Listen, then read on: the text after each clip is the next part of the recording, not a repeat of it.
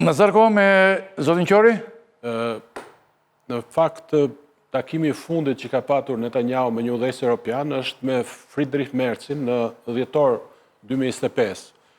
Kështu që unë nuk shoh ndonjë arsye sepse udhëheqësi një vendi të vogël si Shqipëria mos ta takojë, në fakt mos jetë i ftuar në një vizitë gati shtetërore, megjithëse kjo rezervohet presidentëve, para të pritet në një pritje unike për nga ceremonialiteti, për nga përmbajtja si ajo e kryeministit Rama, kështu që Merzi ka një borxh historik izraelit. Do të diskutojmë këtu, e ka me paralelizojmë Shqipërinë me do diskutojmë prandaj. Do diskutojmë këtu. Zoti Marlintë, kur të jemi këtu që mos ketë konfuzion. Të vazhdoj me zotin Qori dhe pastaj ne do ndajmë. Shqipëria ka marrëdhënie të posaçme me Izraelin, pikpamjet e Arlindit sigurisht në atë polifoninë e zëre politik, mediatik, publik të Shqipërisë janë të dobishme, janë morale, janë puritane, por në pikpamjet interesave Shqipëria ka interes jetik që ketë marrëdhënie me një fuqi kaq të madhe, ndoshta të vogël të mesme, që ka peshë kaq të madhe në marrëdhënie ndërkombëtare, që e ka demonstruar veten, posaçërisht vitet e fundit në krizën që kishim ne me Iranin, si mike dhe si ndihmëse e Shqipërisë. Në qëndrimin e vet, duhet mbajtur parasysh një konsiderat e parë që vetëm në letërsinë e realizmit socialist të personazhet politik gjykohen o 100% bardh o 100% zi. Pra, po, mund të jetë vërtet në këndvështrimin moral, ndoshta mund të shtyje kjo vizitë për një herë tjetër, por në këndvështrimin e interesave të Shqipërisë, ajo vizitë pikërisht pse duhet të jetë kërkuar nga Izraeli, unë mendoj që ishte e rëndësishme. Në ato që ishin qëndrimet kryesore të mbajtur nga Rama në parlament, në Kneset, vizitë në cilën izraelitët me gjas e trajtuan Rama si një lloj kundërpeshe ndaj izolimit evropian për cilën foli edhe Arlindi, duket që Rama megjithatë nuk përqafoi tezat kryesore të pozicionit izraelit, por foli për zgjidhje me dy shtete, madje përsëriti 2 herë.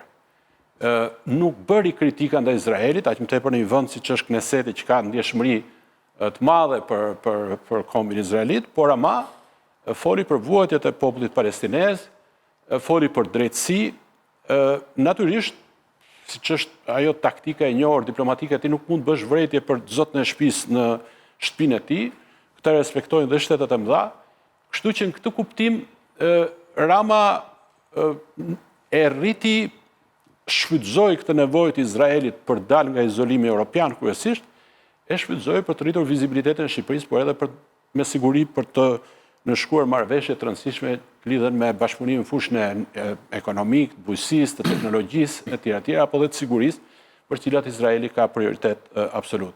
Natyrisht Shqipëria shfrytëzon në lidhje me Izraelin diçka që është një lloj prike, një lloj kapitali kombëtar i trashëguar që në kohë të hershme, madje që në mesjet. Rama madje e përmendi këtë përndjekjen europiane të hebrejve në mesjet për të krijuar një lloj ironie me europianët që janë duke izoluar tani sadopak Izraelin.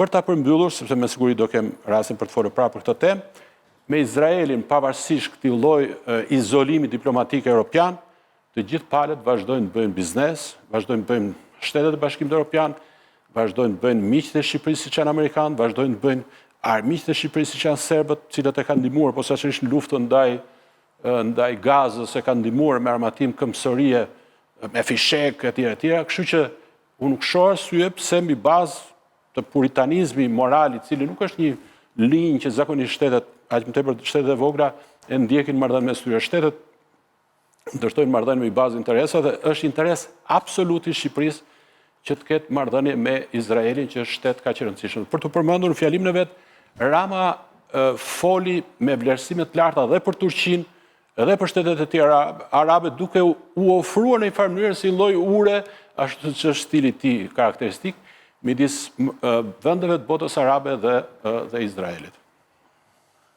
Nëse mund i përgjigjem, zotit Nazarko. Ndoshta debatoni se... Po, debatojmë, me kënaqësi. Qëndrimi që unë po mbaj nuk është qëndrim puritan, as moral. Është qëndrim që rrjedh nga ligji, nga e drejta ndërkombëtare. Po është parimi i presumimit të pafajësisë. unë nuk po jap opinionin tim për zotin Netanyahu apo për shtetin e Izraelit, unë po i referohem të drejtës ndërkombëtare dhe po i referohem njëkohësisht dhe raporteve të organizatave me reputacion shumë të lartë të drejtave të njeriut në botë, madje dhe në vetë shtetin e Izraelit. Tani, sigurisht që Shqipëria duhet të ketë marrëdhënie me Izraelin, sepse Izraeli është shtet që njihet nga e drejta ndërkombëtare, madje konsensusi, pothuajse mbar botëror përpara ngjarjeve të viteve të fundit, ka qenë gjithmonë ai i dy shteteve në kufinë e njohur ndërkombëtarisht me koncensione reciproke territoriale që do të vinë si rezultati konsensusit mes palëve. Ky ka qenë qëndrimi i të gjitha palëve në marrëdhëniet ndërkombëtare. Dhe unë kam përshtypjen që kështu hap tazifare edhe shteti i Izraelit ose edhe po themi Netanyahu me shok në Izrael nuk e përjashtojnë në parim, ose të paktën për presionin ndërkombëtar nuk e përjashtojnë në parim lindjen një ditë base të shtetit palestinez. Kanë modifikuar qëndrimin, nuk është ashtu. Ju bët ju i thirrët në ndihmë shembullit të Gjermanisë, të kancelarit Merz. Mirë po, Gjermania ju e dini shumë mirë që ka këtë specifikë, ka një njollë turpit përhershme, të përjetshme në raport me hebrejt, sepse gjatë luftës së dytë botërore janë zhdukur rreth 6 milion hebrejnë. Gjë që s'ka ndodhur me ne. Ne kemi bërë të kundërtën. Ne kemi bërë të kundërtën. Shqipëria, ja ta vazhdoj këtë, gjë që Shqipëria nuk e ka bërë, sepse në Shqipëri fatmirësisht dhe për nderin ton si popull, kjo gjë nuk ka ndodhur. Dhe fatmirësisht dua të them nga ana tjetër, antisemitizmi në Shqipëri nuk ka bazë historike.